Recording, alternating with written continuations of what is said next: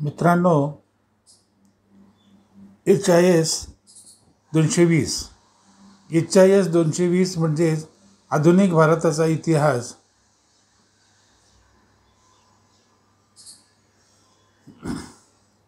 या विषयाचा हा दुसरा व्हिडिओ आहे.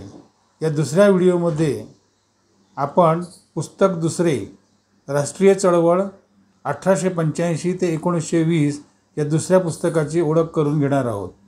तर आता आपण दुसऱ्या पुस्तकाची घटकवार ओळख करून घेऊ.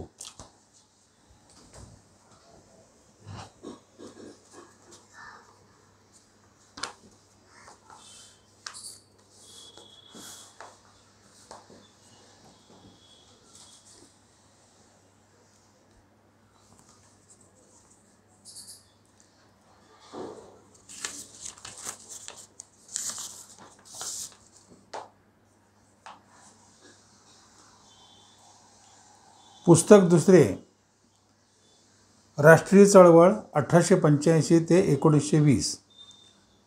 दुसऱ्या पुस्तकातल्या पहिल्या घटकाचं नाव आहे नेमस्त आणि जहाल. नेमस्त आणि जहाल या घटकामध्ये राष्ट्रीय सभेच्या स्थापनेनंतरचा सुमारे 15 वर्षाचा कालखंड, राष्ट्रीय सभेतील नेमस्त विचारसरणी तसेच राष्ट्रीय सभेबाबत ब्रिटिश सरकारचा दृष्टिकोन आणि मुस्लिमांनी घेतलेली भूमिका इत्यादी मुद्द्यांचा विचार करणार आहोत. अभ्यासासाठी पुढील उद्दिष्टे दिलेली आहेत. 1. राष्ट्रीय सभेच्या स्थापनेवेळची स्थिती, सभेने स्वीकारलेला मार्ग यांची माहिती देता येणे. 2. नेमस्त मंडळी व तिचा राष्ट्रीय चळवळीवरील प्रभाव सांगता येणे. 3.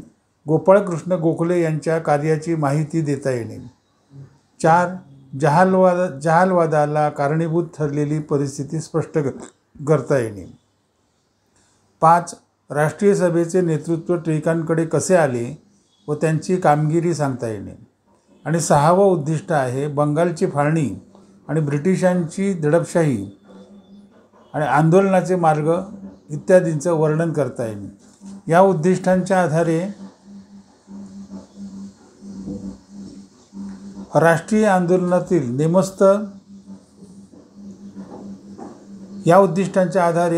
आंदोलनातील नेमस्त पर्वाची वैशिष्ट्ये सांगा. हा प्रश्न मे 2010 आणि मे 2011च्या परीक्षांना विचारला गेला. त्याचप्रमाणे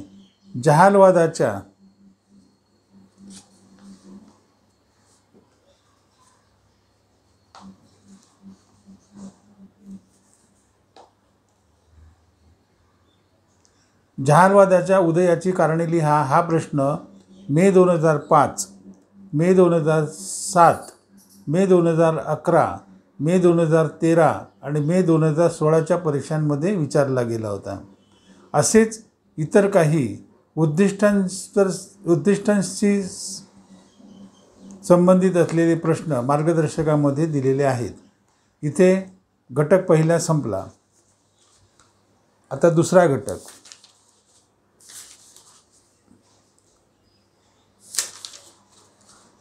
दुसऱ्या घटकाचं नाव आहे मुस्लिम लीग व राष्ट्रीय सभा.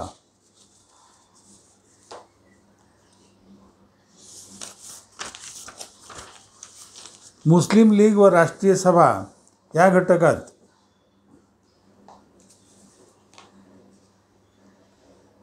मुस्लिम लीगची स्थापना, विभक्त मतदारसंघाची निर्मिती, लीग, राष्ट्रीय सभा यांचे परस्पर संबंध आणि लखनौ करार इत्यादी मुद्द्यांची चर्चा करणार आहोत. अभ्यासासाठी पुढील उद्दिष्टे दिलेली आहेत. 1. मुस्लिम लीगची स्थापना केव्हा व कशी झाली ते सांगता येणे. 2. विभक्त मतदारसंघ म्हणजे काय याची माहिती सांगता येणे. 3. मुस्लिम लीग व राष्ट्रीय सभा यांचा परस्पर संबंध स्पष्ट करता येणे.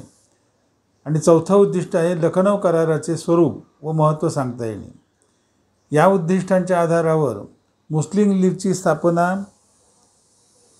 कशी झाली ते लिहा. हा प्रश्न आणि 1906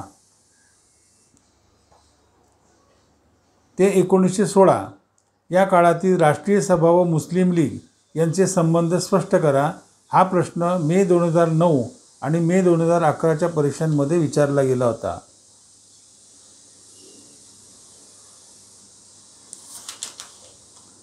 इथे घटक दुसरा संपतो. तिसरा घटक पाहूया. तिसऱ्या घटकाचं नाव आहे होम रूल चळवळ.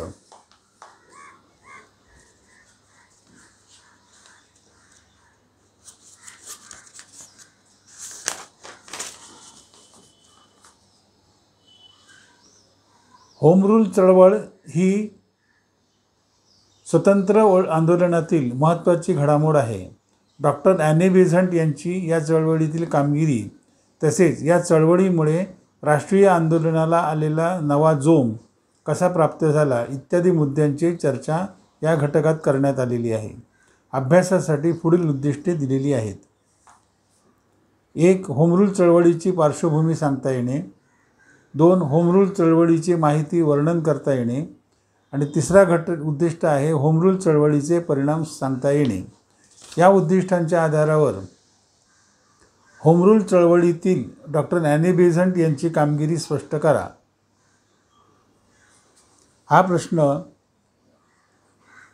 नोव्हेंबर 2006, मे 2011 आणि मे 2016च्या अंतिम परीक्षांना विचारला गेला होता.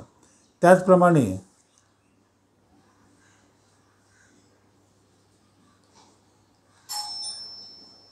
होम रूल चळवळीचे राजकीय परिणाम लिहा. हा प्रश्न होम रूल चळवळीचे राजकीय परिणाम लिहा हा प्रश्न नोव्हेंबर 2006 आणि मे 2011च्या परीक्षांमध्ये विचारला गेला होता. इथे हा घटक संपतो.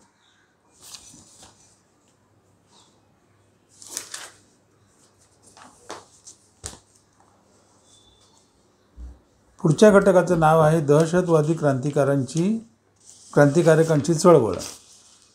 दहशतवादी क्रांतिकारकांची चळवळ या घटकामध्ये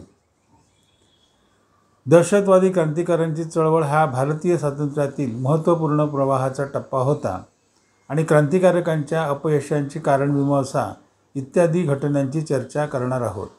अभ्यासासाठी पुढील उद्दिष्टे देण्यात आलेली आहेत. 1. भारतात दहशतवादी क्रांतिकारकांची चळवळ कशी सुरू झाली ते सांगता येणे. 2. या चळवळीचे स्वरूप व व्याप्ती सांगता येणे. आणि तिसरं उद्दिष्ट आहे क्रांतिकारकांच्या चळवळीच्या अपयशाची चिकित्सा करता येणे. या उद्दिष्टांच्या आधारावर स्वातंत्र्य चळवळीतील सशस्त्र क्रांतिकारकांचे कार्य थोडक्यात लिहा.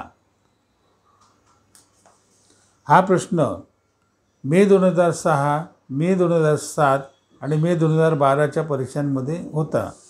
तसेच स्वातंत्र्यवीर सावरकरांनी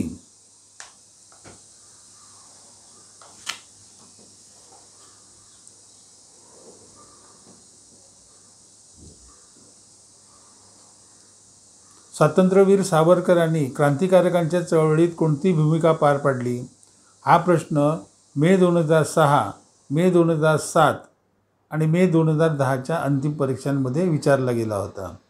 असेच काही महत्त्वाचे आणि संभाव्य प्रश्न मार्गदर्शकामध्ये समाविष्ट करण्यात आलेले आहेत. इथे चौथा घटक संपतो. पुढे घटक पाचवा. पाचव्या घटकाचं नाव आहे महात्मा गांधींचा प्रवेश व असहकार आंदोलन.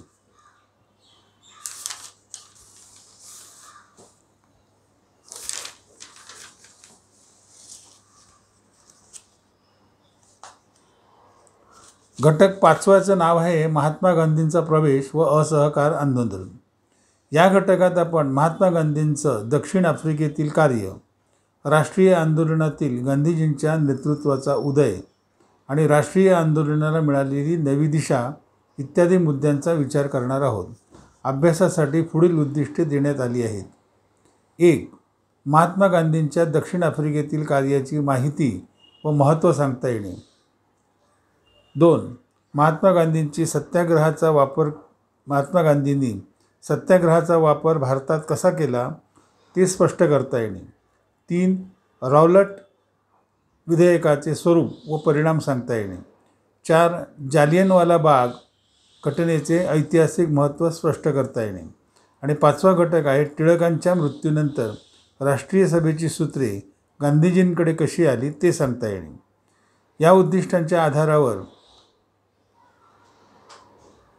महात्मा गांधींच्या दक्षिण आफ्रिकेतील कार्याची माहिती सांगून ह्या कार्याचे महत्त्व स्पष्ट करा. हा प्रश्न नोव्हेंबर 2006 आणि ऑक्टोबर 2009च्या परीक्षांना होता. तसेच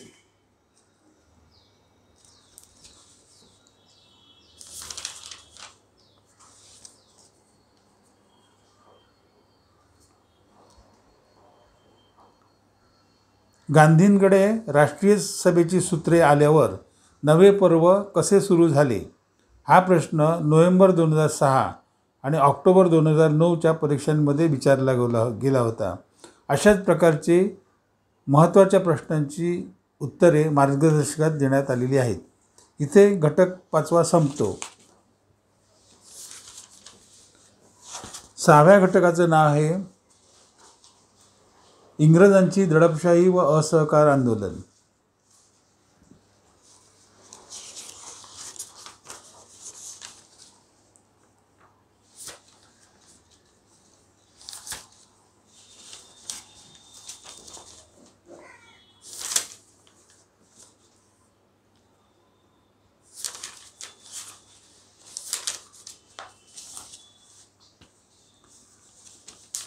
घटक 6वा आहे इंग्रजांची दडपशाही व असहकार आंदोलन.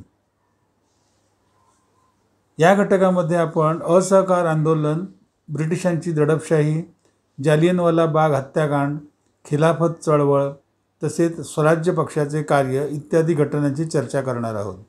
अभ्यासासाठी पुढील उद्दिष्टे देण्यात आलेली आहेत. 1. महात्मा गांधींनी सत्याग्रहाच्या मार्गाने लढण्याचे का ठरविले ते सांगता येणे. 2. इंग्रज राज्यकर्त्यांनी योजलेल्या अघोरी उपायांचे स्वरूप स्पष्ट करता येणे. 3. असहकार, खिलाफत व सत्याग्रह चळवळींची वैशिष्ट्ये सांगता येणे. आणि 4थं उद्दिष्ट आहे स्वातंत्र्य लढ्यात स्वराज्य पक्षाने केलेली कामगिरी स्पष्ट करता येणे. या उद्दिष्टांच्या आधारावर असहकार चळवळीचे मूल्यमापन करा हा प्रश्न मे 2005, मे 2006, मे 2007, ऑक्टोबर 2007 आणि मे 2010 इत्यादी परीक्षांच्या विचारण्यात आला होता. तसेच स्वराज्य पक्ष स्थापनेची भूमिका व कामगिरीचे मूल्यमापन करा.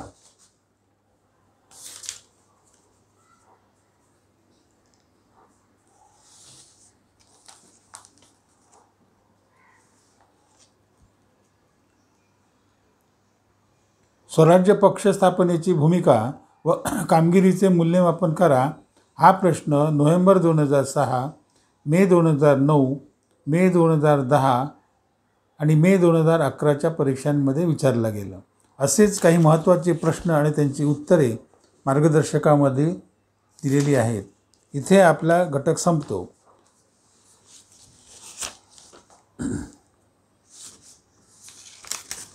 पुढच्या घटकाचं नाव आहे सायमन कमिशन ते संपूर्ण स्वातंत्र्याचा ठराव.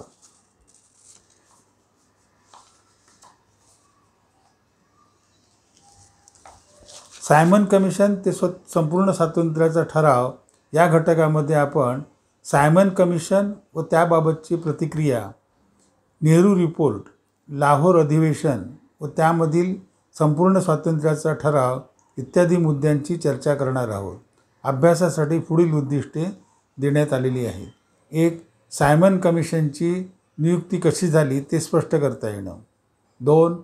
सायमन कमिशनचे स्वरूप स्पष्ट करता येणं. 3. सायमन कमिशनविरुद्ध देशभर उठलेल्या प्रतिक्रियेचे स्वरूप स्पष्ट करणे. 4. संपूर्ण स्वातंत्र्याचा ठराव कोणत्या परिस्थितीत संमत केला ते सांगता येणे. आणि 5वं उद्दिष्ट आहे संपूर्ण स्वातंत्र्याच्या ठरावाचे स्वरूप स्पष्ट करता येणे. या उद्दिष्टांच्या आधारे सायमन कमिशनबद्दल माहिती लिहा हा प्रश्न मे 2005, ऑक्टोबर 2007 आणि मे 2013च्या अंतिम परीक्षांमध्ये विचारला गेला.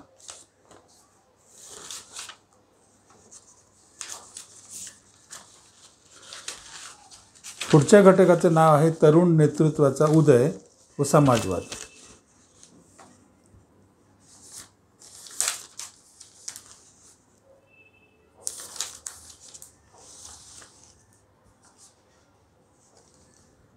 तरुण नेतृत्वाचा उदय व समाजवाद या घटकात आपण राष्ट्रीय सभेत तरुण नेतृत्वाचा उदय कसा झाला व केव्हा झाला, नेहरू व सुभाषचंद्र बोस या नेत्यांची कामगिरी, तसेच समाजवादी विचारांचा प्रभाव आणि साम्यवादी व काँग्रेस पार्टीचा उदय इत्यादी घटकांचा अभ्यास करणार आहोत. अभ्यासासाठी पुढील उद्दिष्टे दिली आहेत. 1. नेहरू व बोस यांनी युवकांना कसं संघटित केलं ते सांगता येणे. 2. साम्यवादी पक्षाची स्थापना व वाढ कशी झाली ते स्पष्ट करता येणे. आणि तिसरं उद्दिष्ट आहे काँग्रेस सोशलिस्ट पार्टीची स्थापना, भूमिका व कामगिरी सांगता येणे. या उद्दिष्टांच्या आधारावर भारतातील तरुण नेतृत्वाच्या उदयाची माहिती लिहा. हा प्रश्न मे 2007च्या परीक्षेत विचारण्यात आला होता. त्याचप्रमाणे अशा प्रकारचे काही महत्त्वाचे आणि संभाव्य वाटणारे प्रश्न आणि त्यांची उत्तरे मार्गदर्शकामध्ये समाविष्ट करण्यात आलेली आहेत. पुढच्या घटकाचं नाव आहे सविनय कायदेभंगाचे वर्ष.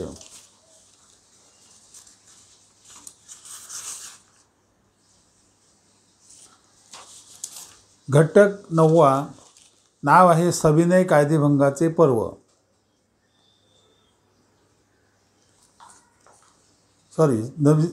सविनय कायदेभंगाचे वर्ष. सविनय कायदेभंगाचे वर्ष या घटकात आपण सविनय कायदेभंगाची चळवळ, विविध चळवळी, कायदेभंगाचे विविध आविष्कार इत्यादी घडामोडींचा विचार करणार आहोत. अभ्यासासाठी पुढील उद्दिष्टे देण्यात आलेली आहेत. 1.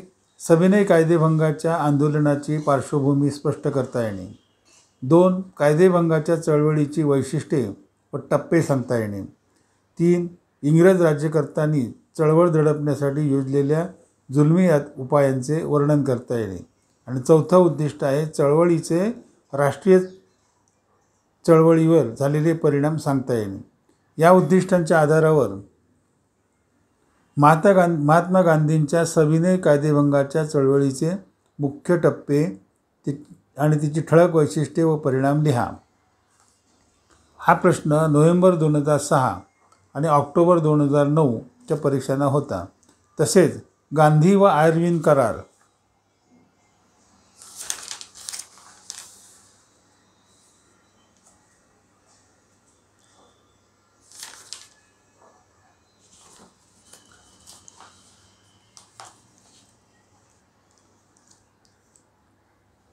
गांधी व आयर्विन करार याच्यावर टिपा लिहा. हा प्रश्न मे 2005, मे 2010 आणि मे 2016च्या अंतिम परीक्षांना विचारला गेला. असेच महत्त्वाचे प्रश्न मार्गदर्शकामध्ये समाविष्ट करण्यात आलेले आहेत. पुढच्या घटकाचं नाव आहे प्रांतिक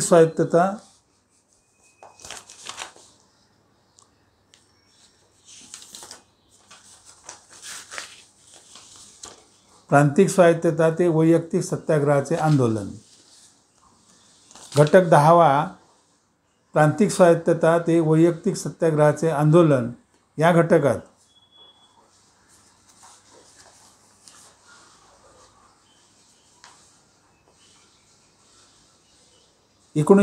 चा कायदा व प्रांतिक स्वायत्ततेचा प्रयोग, दुसऱ्या महायुद्धातील तणाव, वैयक्तिक सत्याग्रहाचे आंदोलन आणि राष्ट्रीय सभेच्या मंत्रिमंडळाने प्रांतिक स्वायत्ततेच्या काळात केलेली कामगिरी इत्यादी मुद्द्यांचा विचार करण्यात आलेला आहे.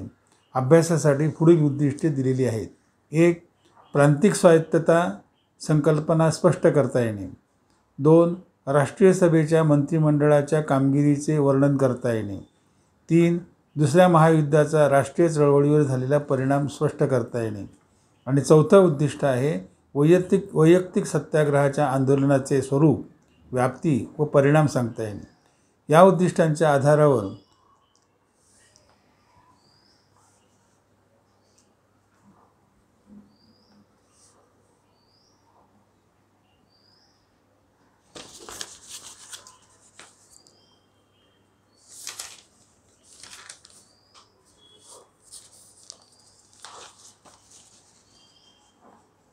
या उद्दिष्टांच्या आधारावर राष्ट्रीय सभेच्या प्रांतिक मंडळाने कोणत्या सुधारणा केल्या हा प्रश्न मे 2013च्या अंतिम परीक्षेला विचारला गेला होता. अशाच प्रकारचे संभाव्य आणि महत्त्वाचे प्रश्न आणि त्यांची उत्तरे मार्गदर्शकामध्ये समाविष्ट करण्यात आली आहेत. पुढील घटकाचं नाव आहे स्वातंत्र्याकडे वाटचाल.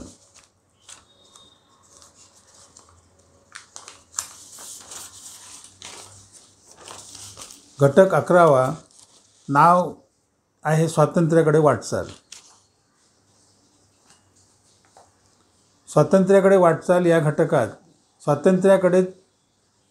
स्वातंत्र्याकडे झालेल्या वाटचालीचा आढावा घेण्यात आला आहे. त्यामध्ये आझाद हिंद सेनेचा लढा, नाविकांचे बंड या घडामोडीला विशेष महत्त्व देण्यात आलेले आहे. अभ्यासासाठी पुढील उद्दिष्टे देण्यात आलेली आहेत. 1. भारत छोडो आंदोलनाची पार्श्वभूमी, स्वरूप, व्याप्ती व फलनिष्पत्ती स्पष्ट करणे. 2. आझाद हिंद सेनेने दिलेल्या लढ्याची माहिती सांगता येणे. 3. नाविकांच्या बंडाचे स्वरूप व पडसाद स्पष्ट करता येणे. आणि 4थं उद्दिष्ट आहे स्वातंत्र्य मिळविण्यासाठी कोणकोणते विविध घटक कारणीभूत झाले ते सांगता येणे. या उद्दिष्टांच्या आधारावर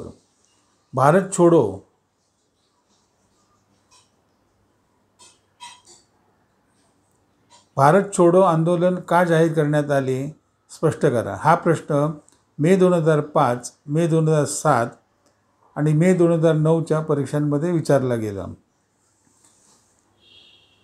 त्याचप्रमाणे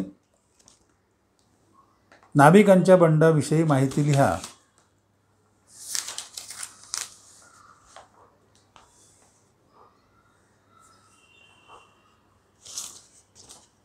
नाविकांच्या बंडाविषयी माहिती लिहा हा प्रश्न ऑक्टोबर 2007 आणि मे 2008मध्ये विचारला गेला होता. असेच काही इतर महत्त्वाचे आणि संभाव्य वाटणारे प्रश्न जे उद्दिष्टांवर आधारित आहेत ते मार्गदर्शकामध्ये समाविष्ट करण्यात आलेले आहेत.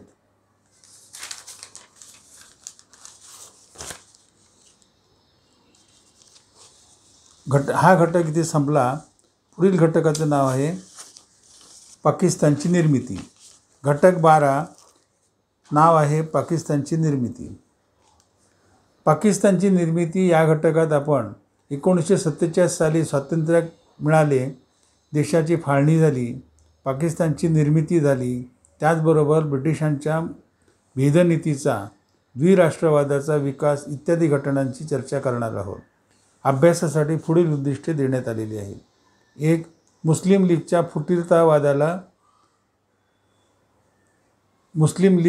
फुटीरतावाद कसा वाढीला लागला ते सांगता येणे. 2. पाकिस्तानच्या कल्पनेचे जनक कोण व कल्पनेचा विकास कसा झाला ते सांगता येणे. आणि 3रं उद्दिष्ट आहे देशाची फाळणी आणि पाकिस्तानची निर्मिती कशी झाली ते सांगता येणे.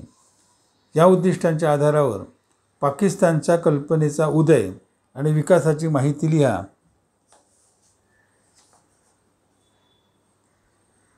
हा प्रश्न मे 2006 आणि ऑक्टोबर 2009च्या परीक्षांमध्ये विचारला गेला. तसेच पाकिस्तानची निर्मिती कशी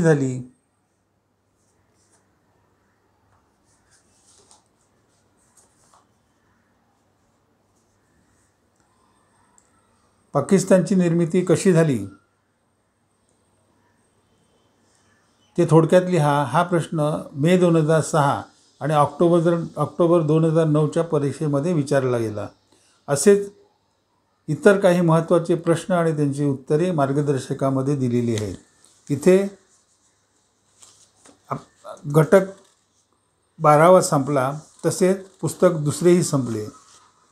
तर मित्रांनो, HIS 220 म्हणजेच आधुनिक भारताचा इतिहास या विषयाचा हा दुसरा व्हिडिओ आहे. या दुसऱ्या व्हिडिओमध्ये आपण पुस्तक दुसरे राष्ट्रीय चळवळ 1885 ते 1920 या दुसऱ्या पुस्तकाची ओळख करून